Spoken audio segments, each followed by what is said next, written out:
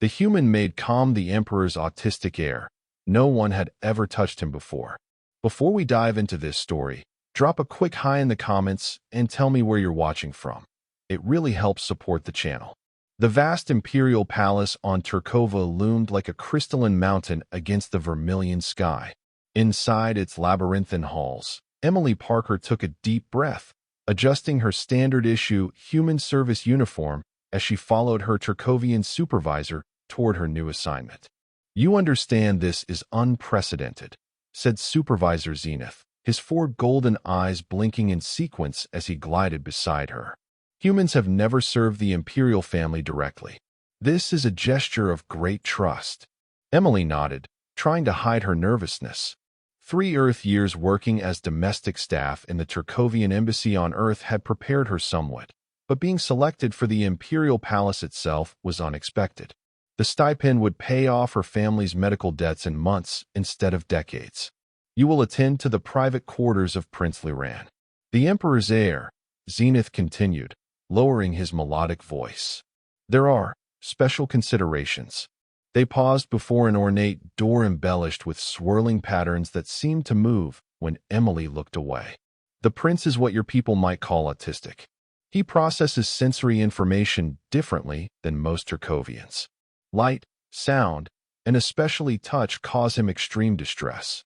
No one may touch him, not his father, not his caretakers, no one. This is not negotiable." Emily frowned. If touch causes him distress, how does he manage basic needs? Grooming, medical care, automated systems. But there have been incidents. The prince has damaged several of them. Your primary duty is to ensure his quarters remain in order without disturbing him. You will likely never even see him. Zenith's voice carried a warning. "Remember your place, human. The prince is the future of our empire." With that, Supervisor Zenith pressed his palm against the sensor. The door dissolved, revealing a spacious antechamber bathed in soft blue light. "The prince's quarters are beyond the inner door. You will not enter unless summoned through the communication system. Begin with this antechamber." After Zenith departed, Emily surveyed the room. Despite its grandeur, it felt sterile, unlived in. She checked her digital assistant for her duties and began carefully straightening the items on a nearby table. A soft chime startled her. The inner door had opened slightly. Protocol dictated she should alert Zenith immediately, but curiosity got the better of her. Emily approached cautiously. "Hello," she called softly. "Your Highness? I'm Emily, your new attendant." Silence answered her, but the door remained ajar. Taking a deep breath, Emily stepped through. The prince's chambers were vast and dimly lit, with walls that seemed to absorb sound. Various gadgets and screens cluttered every surface, and intricate patterns were projected onto the ceiling, slowly shifting in mesmerizing formations. In the center of it all stood Prince Liran. He was tall, even for a Turkovian, with the characteristic silvery skin and four-fingered hands of his species. His head was elongated, with delicate facial features and eyes that shimmered like liquid mercury. He wore simple robes of midnight blue, and his movements as he manipulated a floating holographic puzzle were precise and deliberate. He hadn't acknowledged her presence, though Emily was certain he knew she was there. "Your Highness," she said quietly, giving a small bow. "I'm sorry for intruding. I'll return to the antechamber." "You are the new human servant," the prince stated flatly, still not looking at her. His voice was surprisingly melodic, almost like multiple tones speaking in harmony. "Your predecessor lasted 12 days. Emily straightened. "I hope to improve on that record, Your Highness." For the first time, the prince turned his mercury eyes toward her. "Why?" "Because I need this job," she answered honestly. The prince tilted his head, studying her with an intensity that made Emily feel like she was being scanned on a molecular level. "Most attendants speak to me as though I am a child," he said finally, "or they do not speak at all. Your directness is unusual." Emily considered her response carefully. On Earth, many people are neurodivergent. Their brains process information differently. My younger brother is autistic. He always preferred when people spoke to him clearly and honestly. The prince returned to his puzzle. "Your brother. He does not function according to human norms. He functions according to his norms, Emily replied. Just as you function according to yours, and I to mine. The prince's fingers paused over the hologram. An interesting perspective. You may continue your duties. I will remain here. For the next week, Emily settled into a routine. She would clean and organize the antechamber, and occasionally the prince would allow her into his quarters. He rarely spoke, and when he did, it was usually to correct the placement of an object or to request a specific adjustment to the lighting. Emily learned that the prince preferred everything in precise locations. He noticed if an object was even a millimeter out of place. His quarters were filled with various projects, complex mathematical equations floating in holographic displays, disassembled technology, and strange artifacts that Emily couldn't identify. On her 8th day, she arrived to find the antechamber in disarray. Furniture overturned, decorative pieces shattered. "Your Highness?" she called, concerned. A distressed sound came from the inner chambers. Against protocol, Emily rushed in. The prince was curled in a corner, his slender hands pressed against his ears, rocking back and forth.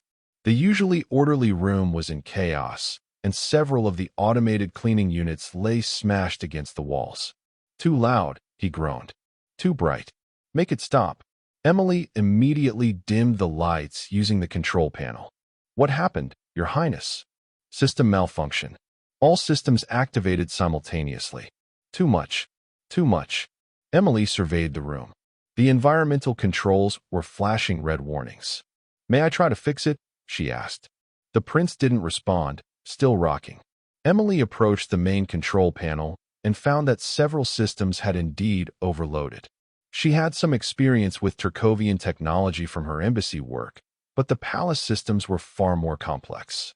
"I'm going to try to reboot the main system," she explained, more to give the prince warning than expecting a response. It might cause some brief changes in the environment.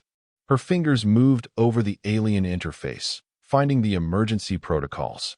She initiated a soft reboot of the environmental systems. The lights flickered, then stabilized at a lower intensity. The subtle hum of machinery quieted. The temperature, which Emily now realized had been uncomfortably high, began to normalize. "Better?" she asked. The prince slowly lowered his hands from his ears. "Functional," he conceded. "How did you know what to do?" Emily shrugged. "I didn't exactly, but I've seen similar systems. When everything goes haywire at once, it's usually a central processing issue. The royal technicians would have taken hours to arrive and assess the situation."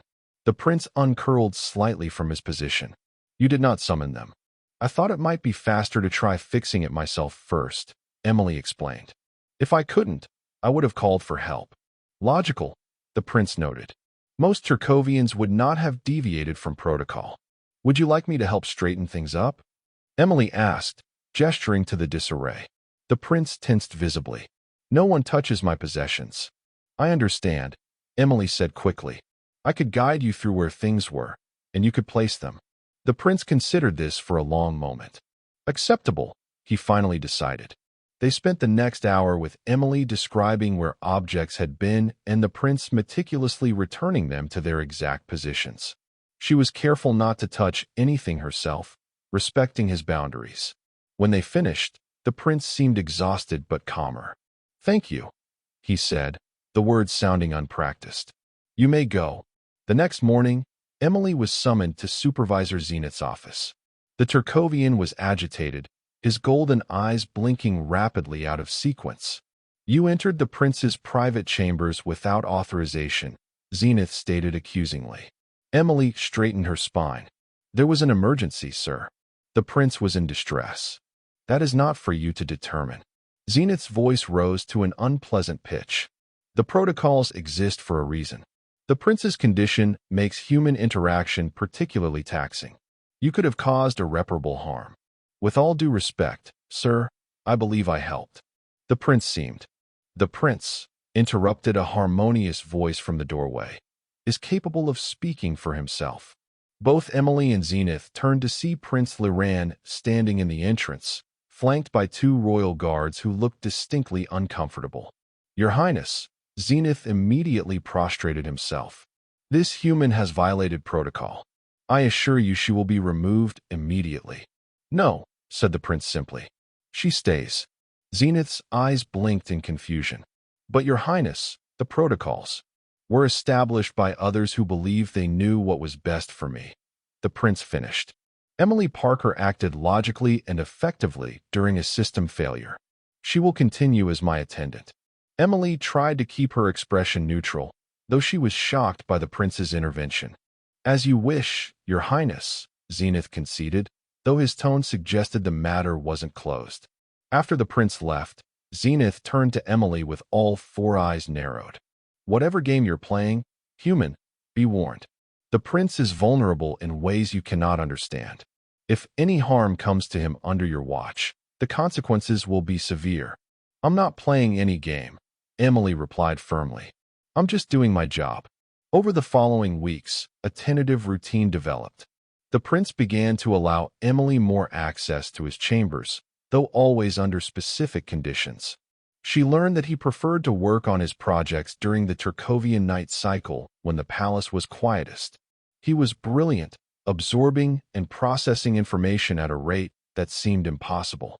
Your species still uses verbal language as your primary communication method, the prince observed one evening as Emily organized supplies in his antechamber. He was working on what appeared to be a small anti-gravity device, his slender fingers manipulating components with perfect precision. We do, Emily replied. Though we supplement with written language, body language, facial expressions. Inefficient, the prince stated. Turkovian royal lineage has developed limited telepathic abilities over generations, but I cannot access them properly. Another deficiency. Emily paused her work. It's not a deficiency to be different, your highness. Just a difference. The prince's mercury eyes fixed on her. The Imperial Council disagrees. They believe I am unsuitable as heir. Too unstable. Too sensitive. His voice remained flat, but Emily sensed the pain beneath his words.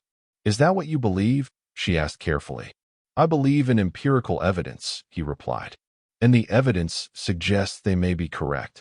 I cannot function in the imperial court. The sensory input is overwhelming.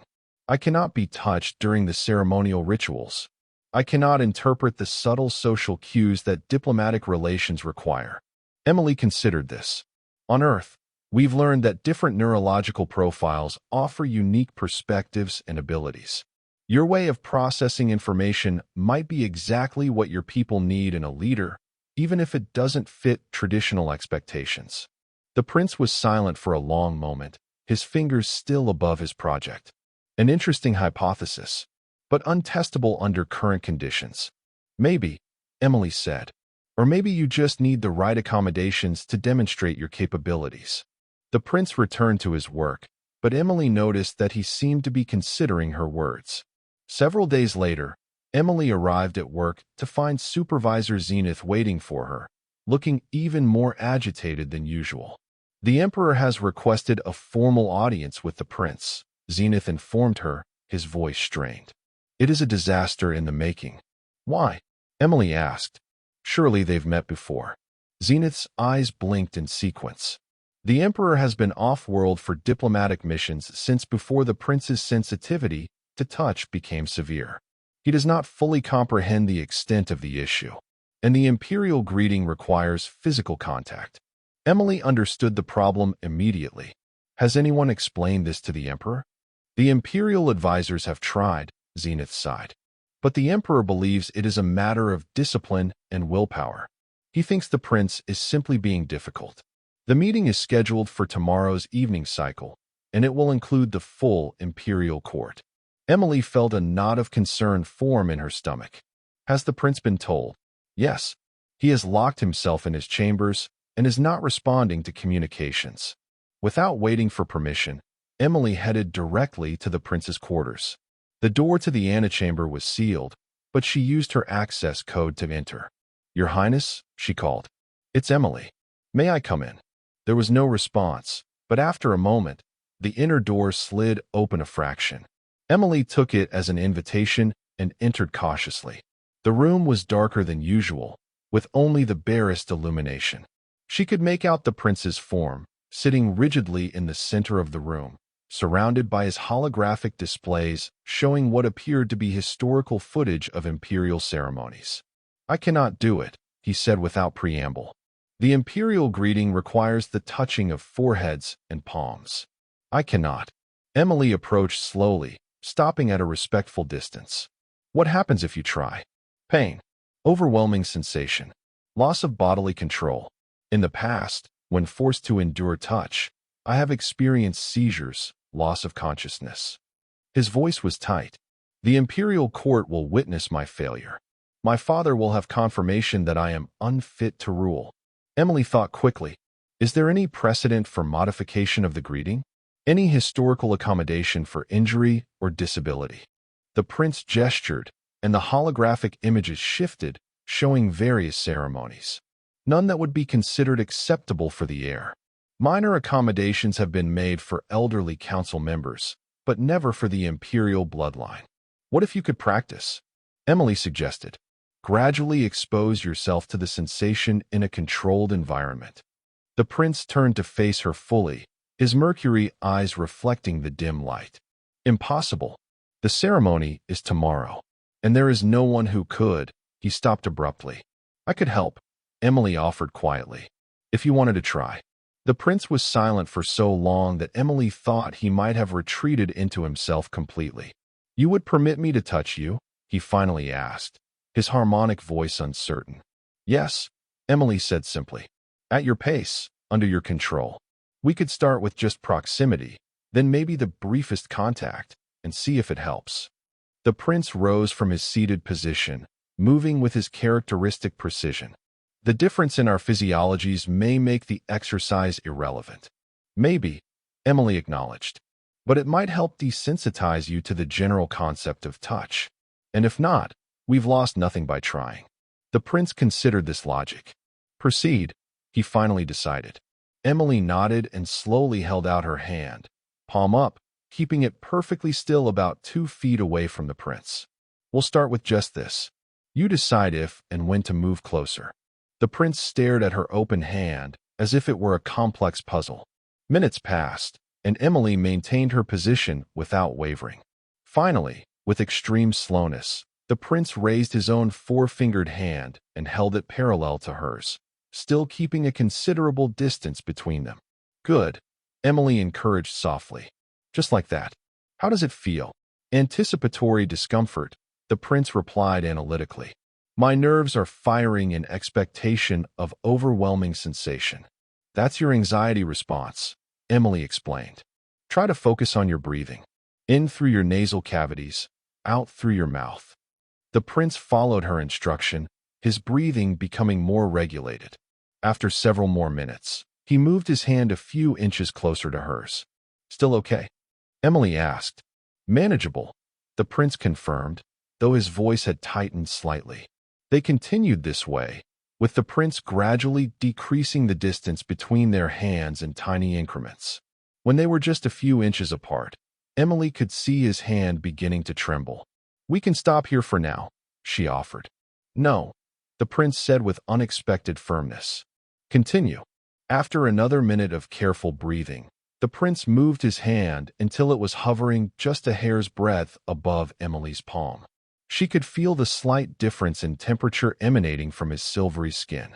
"On Earth," Emily said conversationally, keeping her voice soft and even, "there's a therapy for sensory processing issues called deep pressure therapy. Sometimes, when light touch is painful or overwhelming, firm, consistent pressure can actually be calming." The prince's mercury eyes flicked from their nearly touching hands to her face. "Explain the neurological mechanism." Emily smiled slightly. "It has to do with proprioceptive input, the sense of where your body is in space. Firm pressure activates different neural pathways than light touch. Some people who can't stand being lightly touched find weighted blankets or firm hugs comforting." "Interesting," the prince murmured. "A counterintuitive solution." Then, with a deliberate movement that clearly took immense effort, he lowered his hand the final tiny distance until his palm rested against hers. The contact lasted less than a second before he jerked his hand away, but it had happened. The prince was breathing rapidly, his pupils dilated, but he remained upright and in control. "You did it," Emily said, keeping her own excitement measured. "How do you feel?" The prince flexed his hand, studying it as if expecting to see some physical change. The sensation was intense, but not as incapacitating as previous experiences. "Would you like to try again?" Emily asked. "Maybe for a slightly longer duration?" The prince nodded once, decisively. A logical progression. They continued practicing for nearly an hour.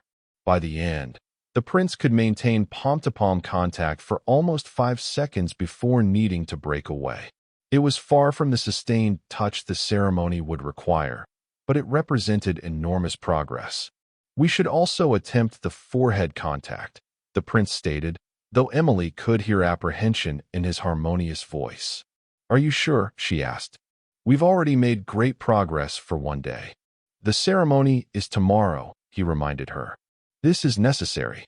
Emily nodded. "Okay, but let's sit down for this part. It'll be more comfortable." They sat cross-legged on the floor, facing each other. This time, the prince took the initiative, slowly leaning forward until their foreheads were almost touching. "The temperature difference between our species is noticeable," he observed, his voice barely above a whisper. "Is it uncomfortable?" Emily asked, remaining perfectly still. "No, merely different." Then, with the same deliberate movement as before, he closed the final distance between them. Their foreheads touched. The prince went completely rigid, but he didn't pull away. Emily could feel him trembling with the effort of maintaining the contact. After 3 seconds, he withdrew, his breathing ragged. "You're doing amazingly well," Emily told him sincerely. "Most people couldn't make this much progress so quickly." The prince's mercury eyes met hers. "It is still insufficient for the ceremony. We still have time to practice more," Emily reassured him. "And maybe we can think of alternatives or modifications that might help." They continued practicing until Emily noticed the prince's energy flagging. Even his perfect posture had begun to slump slightly. "I think we should rest now," she suggested. "You've pushed yourself very hard today." The prince didn't argue, which told Emily just how exhausted he truly was. "Your assistance has been valuable," he said formally, though there was a new note in his voice that Emily couldn't quite identify. "I'm happy to help, Your Highness. We can practice more tomorrow before the ceremony if you wish." The prince nodded once. "Yes, return in the morning cycle." As Emily prepared to leave, the prince spoke again. "Emily Parker." She turned back. "Yes, Your Highness." "You said your brother is autistic. Does he also find touch difficult?" Emily smiled slightly. "Sometimes. When he was younger, he couldn't stand light touch, but he found deep pressure calming, like I mentioned earlier. Our parents learned to give him firm hugs instead of gentle ones. And now, he's an adult now. He still has sensory sensitivities, but he's learned coping strategies. He's a brilliant mathematician, actually. His different way of thinking gives him insights others miss." The prince seemed to be processing this information carefully. "Thank you for sharing this knowledge." Emily bowed slightly. "Good night, Your Highness." The next morning, Emily arrived early at the prince's chambers to find him already awake and immersed in a complex holographic simulation. "These are the exact dimensions and protocols of the imperial greeting ceremony," he explained without preamble. "I have been calculating the minimum required contact duration and pressure to satisfy tradition while minimizing discomfort." Emily smiled at his methodical approach. "That's very smart. Shall we practice again?" They spent the morning hours gradually increasing the duration of both palm and forehead contact. The prince was still clearly uncomfortable with the sensation, but he was developing better control over his physiological responses. By midday, they had made remarkable progress. The prince could now maintain the ceremonial touch for nearly 15 seconds, not without discomfort, but without the overwhelming distress that had previously incapacitated him. "I believe this is the maximum improvement possible within our time constraints," the prince stated, carefully moving away from Emily after their last practice attempt. "You've done incredibly well," Emily assured him. but I've been thinking about what you said regarding deep pressure versus light touch. The traditional greeting involves a light touch, which seems to be what's most difficult for you. Would it be possible to adjust the pressure used during the ceremony? The prince considered this. The protocol specifies contact, but not the precise pressure. An interesting loophole. He tilted his head. I will need to signal my father somehow. He will not expect firm pressure. Could you speak to him privately before the ceremony? Emily suggested. Impossible. The emperor's schedule is rigidly controlled on ceremonial days. Our first interaction will be in the Great Hall, before the entire court. The prince's voice carried a note of resignation. Nevertheless, your suggestion has merit. I will attempt to modify the greeting. A chime from the communication system interrupted them. Supervisor Zenith's voice came through, sounding strained. Your Highness, the royal tailor has arrived with your ceremonial attire. He requires access for final adjustments. The prince tensed visibly. Physical measurements are required, he stated flatly to Emily. This is problematic. Emily thought quickly. Could I act as an intermediary? The tailor could instruct me on what measurements are needed, and I could use the tools without touching you directly. The prince's mercury eyes widened slightly in what Emily had come to recognize as surprise. An unorthodox solution. He turned toward the communication panel. Supervisor Zenith, the human Emily will assist the royal tailor. He will not touch me directly.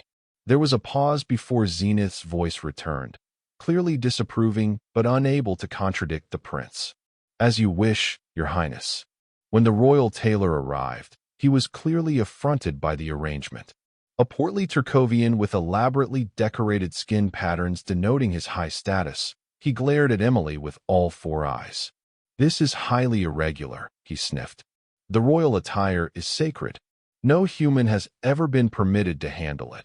Yet here we are, the prince stated simply. Proceed with your instructions, or depart without completing your duty. The choice is yours. The tailor's eyes blinked rapidly in distress, but he complied. Under his precise instructions, Emily carefully took the necessary measurements using a hovering device that projected measurement lines without requiring direct contact with the prince's body. The ceremonial robes themselves were magnificent, made from a material that seemed to shift colors with every movement, flowing like liquid metal. Once the measurements were complete, the tailor programmed the final adjustments into a device that would modify the garment automatically. It will be ready within the hour, the tailor said stiffly. I hope this arrangement meets with your satisfaction, Your Highness.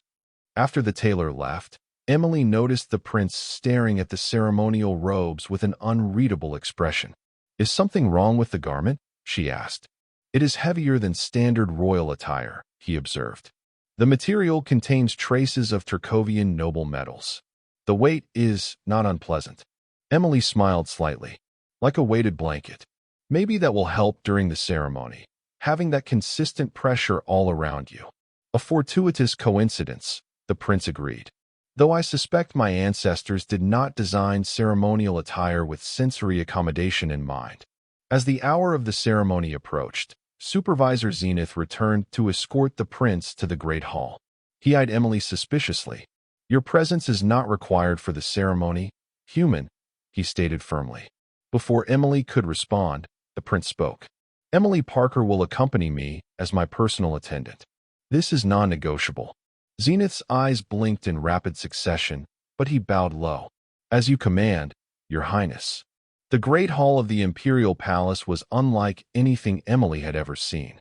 The ceiling soared hundreds of feet overhead, decorated with constellations that actually moved, showing real-time views of distant star systems under Turkovian control.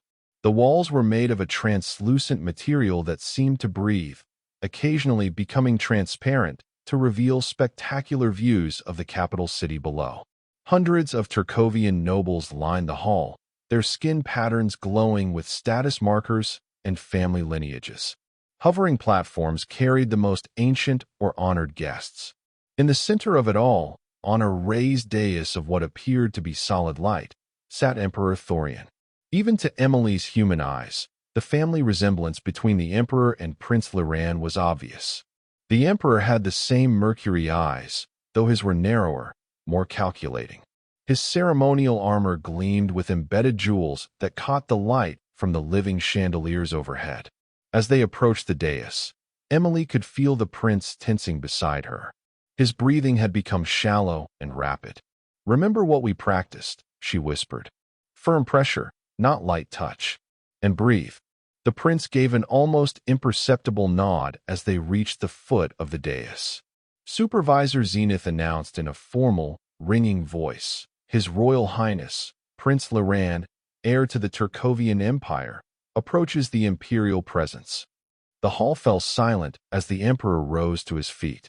His voice, when he spoke, was deeper than the prince's but carried the same harmonic quality. "My son approaches after a long absence," the emperor stated, his tone revealing nothing of his feelings. "Let him be received according to tradition." This was the signal for the prince to ascend the dais alone.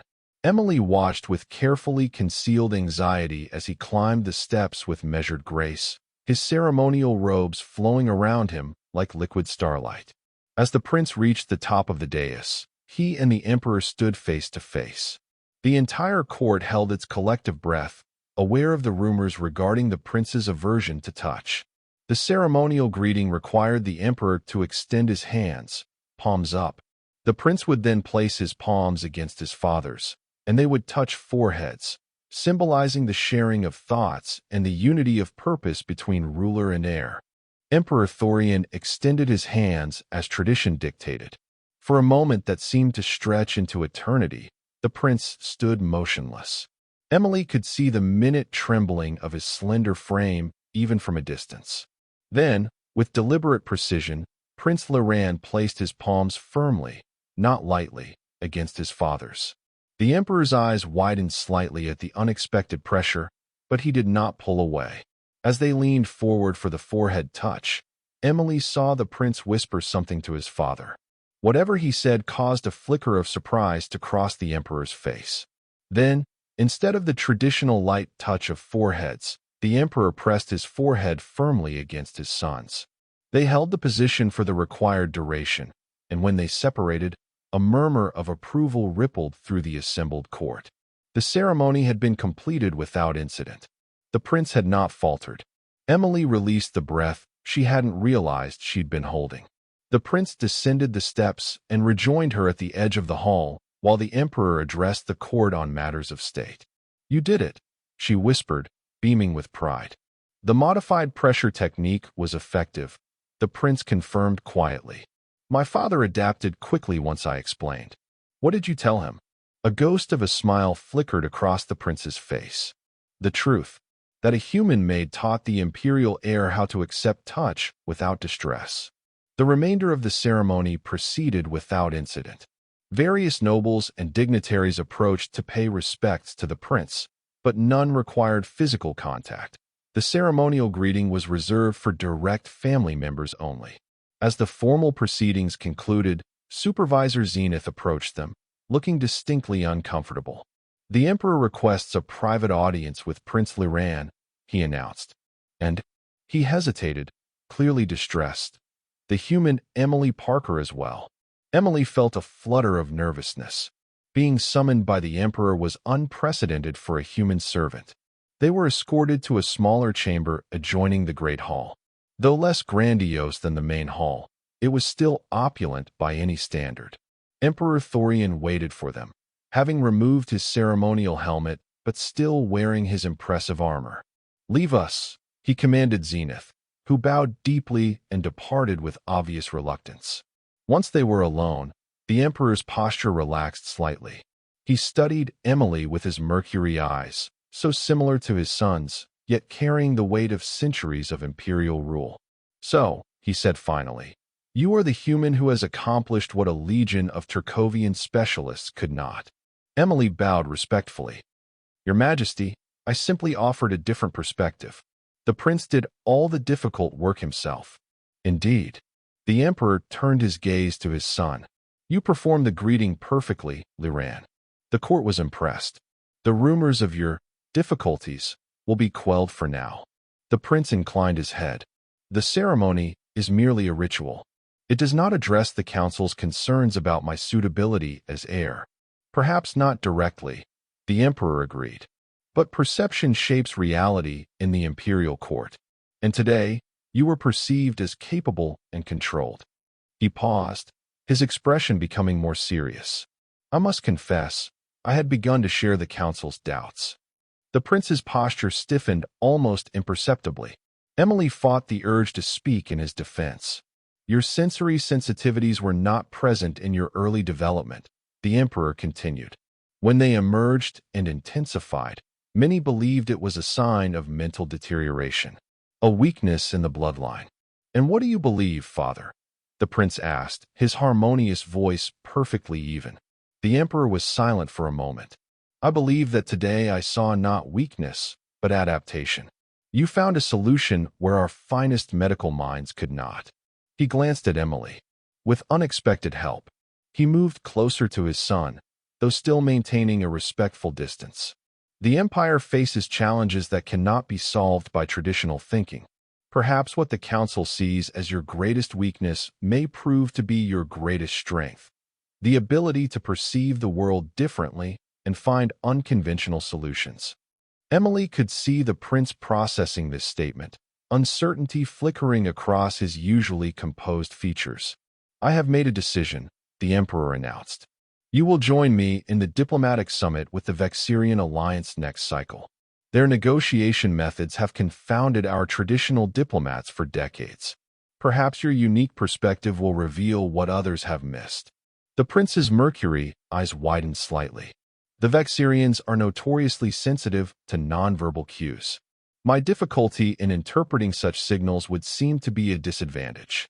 Or perhaps, the Emperor suggested, your awareness of your own limitations will make you more conscious and deliberate in your communications. Sometimes acknowledging what we do not know is as valuable as what we do know. He turned to Emily. The human will accompany you as your personal attendant. Her unorthodox methods appear to be effective. Emily bowed again, surprised and honored by the Emperor's decision. Thank you, Your Majesty. The Emperor nodded once, then addressed his son again. There is much we must discuss before the summit. But for now, rest. Today was significant. After they were dismissed and had returned to the prince's quarters, Emily could see that he was processing the unexpected developments. Are you all right, Your Highness? She asked gently. The prince was silent for a long moment, his gaze fixed on the patterns shifting across his ceiling. I have spent my entire existence believing my neurological differences made me unsuitable as heir. Today, my father suggested they might be valuable. His voice carried a note of confusion. I do not know how to reconcile these opposing perspectives. Emily smiled. On Earth, we're still learning that neurological differences aren't flaws to be fixed, but variations that can offer unique strengths. Your father seems to be reaching the same conclusion. Because of you, the prince stated, turning his Mercury eyes to her. Your intervention changed the outcome of today's events. Emily shook her head. I just offered a different perspective. You did the hard work, and your father was willing to reconsider his assumptions. That's pretty remarkable for someone in his position. The prince tilted his head slightly. You display an unusual lack of self-importance for someone who has influenced imperial politics. Emily laughed softly. I'm just doing my job, Your Highness. Your job description did not include teaching the imperial heir to tolerate physical contact or accompanying him on diplomatic missions. The prince pointed out with unexpected dry humor. Well, I guess my role is evolving, Emily replied with a smile. Speaking of which, I should probably learn more about these Vexirians before the summit. They are a fascinating species, the prince said, activating a holographic display that showed a tall, willowy being with iridescent skin and 4 arms. Their entire language is built around subtle shifts in skin coloration and limb positioning. Our translators can only approximate their meaning. That sounds challenging, Emily admitted. How do you communicate with them?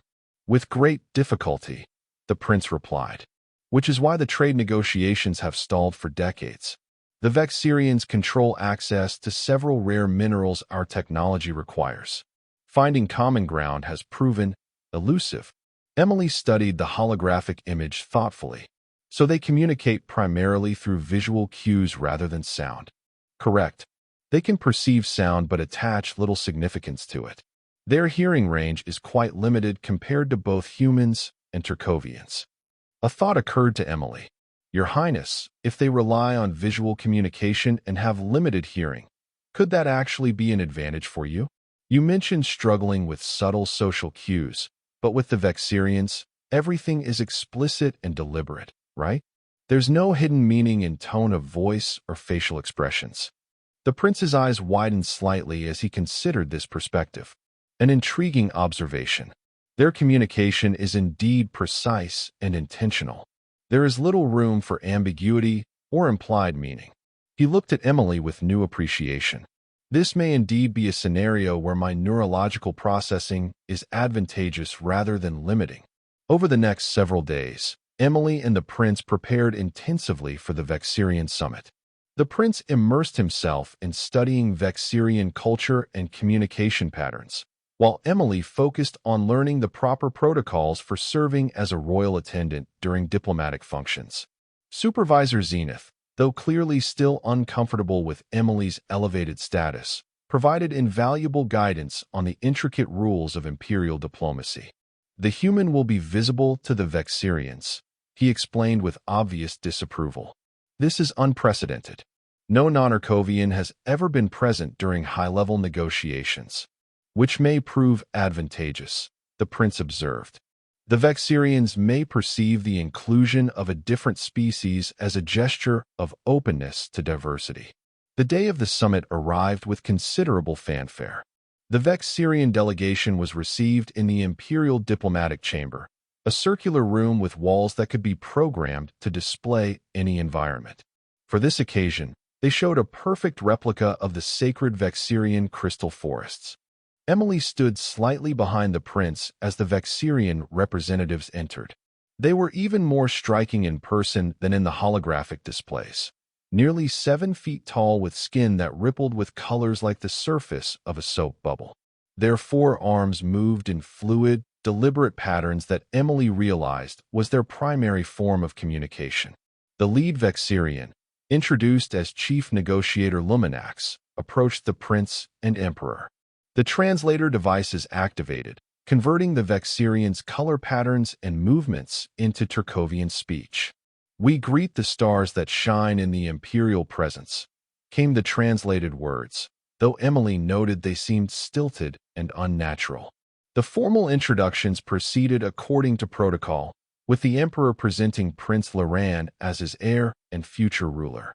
The Vexirians studied the prince with obvious interest, their skin shifting through patterns of blue and gold that the translators indicated represented curiosity and assessment.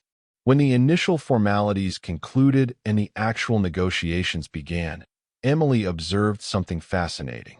While the emperor and his advisors relied heavily on the translation devices, the prince seemed to be watching the Vexirians' movements and color changes directly, only occasionally referencing the translated output.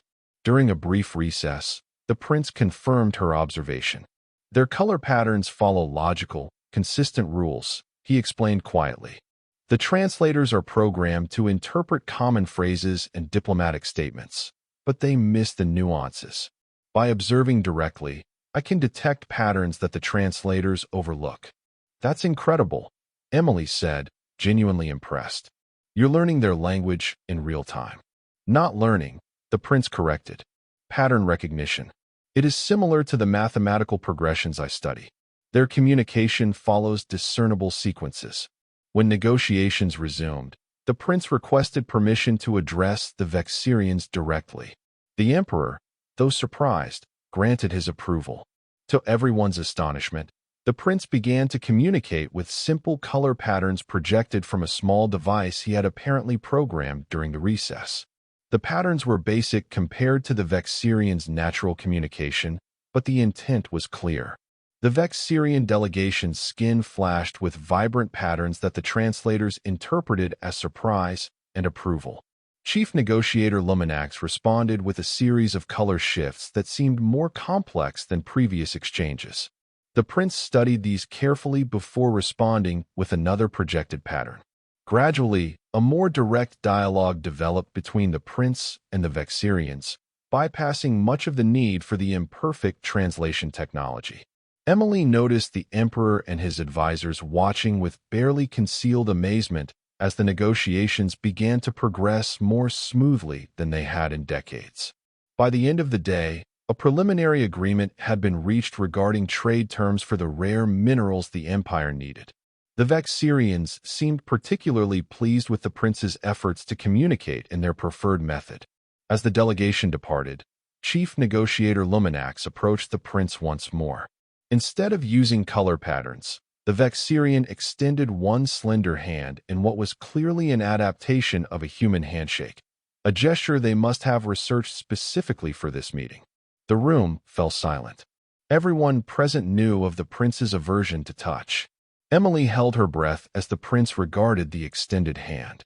Then, slowly but deliberately, he reached out and grasped the Vexirian's hand firmly, not with the light touch that would have caused him distress, but with the firm pressure he had practiced. The contact lasted only a few seconds, but its significance was enormous. The Vexirian's skin glowed with a warm golden light that required no translation to understand. After the delegates had left, the emperor approached his son, his expression a mixture of pride and amazement. "You have accomplished in one day what our finest diplomats could not achieve in 20 years, he stated. "And you communicated in their method, honoring their culture. This is unexpected. Their communication is precise and rule-based," the prince explained. "It suited my processing methods. There was no hidden meaning to decipher, no subtle cues to miss." The emperor nodded thoughtfully, a strength where others found only challenge. He placed a hand on his son's shoulder, a firm touch, not a light one, and the prince did not flinch away. "Perhaps," the emperor said quietly, "the council's concerns about your suitability as heir were based on a fundamental misunderstanding of what leadership requires. They sought someone who matched their expectations rather than someone who could see what they could not." In the weeks that followed, Prince Liran's role in imperial affairs expanded significantly. His unique perspective proved valuable not only in Vexirian relations, but in addressing a variety of complex problems facing the empire. The prince continued to require accommodations for his sensory sensitivities, but these were now provided without question or judgment. The imperial court gradually adjusted their expectations and protocols, recognizing that different did not mean deficient. Emily remained as the prince's personal attendant, though her role evolved to include advising on cross-cultural communication and helping implement accommodations that allowed the prince to function optimally in various settings. 6 months after the successful Vexirian summit, Emily received a communication from Earth. Her brother's medical treatments were complete, and her family's debts had been paid in full thanks to her imperial stipend. She brought the news to the prince during a quiet evening in his chambers. He was working on a complex mathematical model that apparently related to optimizing Turkovian agricultural production. "I'm glad your brother has recovered," the prince said when she shared the news. "Your family must be eager for your return." Emily hesitated. "I hadn't actually thought about returning yet. There's still so much work to do here." The prince set aside his calculations and regarded her with his mercury eyes. "Your contractual obligation ended 3 months ago. You have remained by choice." "Of course," Emily replied with a smile. "I've found the work rewarding, and I'd like to think I've been helpful." "You have been essential," the prince stated simply. "You changed the trajectory of my life and, potentially, of the empire itself." He paused, seeming to consider his next words carefully. "I would prefer that you stay, but I would not prevent your departure if that is your wish." Emily felt warmth spread through her at his words. "I'd like to stay, Your Highness. At least for now." The prince nodded once, but Emily could see what looked almost like relief in his expression. "Good. The Vexirians have requested your presence at the next summit. They were quite fascinated by you." Emily laughed. "By me? I barely spoke to them." "They perceive more than most realize," the prince explained. "They observed our interactions and determined that our different neurological perspectives create a beneficial partnership. They wish to study this dynamic further." A beneficial partnership, Emily repeated thoughtfully. I like that description.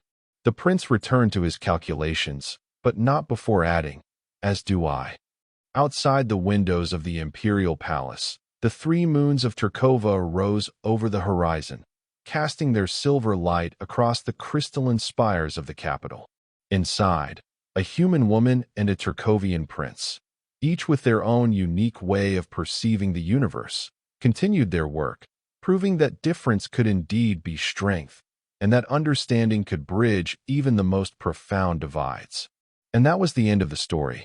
If you listened all the way to here, don't forget to leave feedback about what you thought of the story in the comments, whether positive or negative. Your feedback helps us improve. Also, leave your like and subscribe to the channel for more stories like this one. And I'll leave here on the screen another video that I'm sure you'll like. Big hug, and see you in the next story.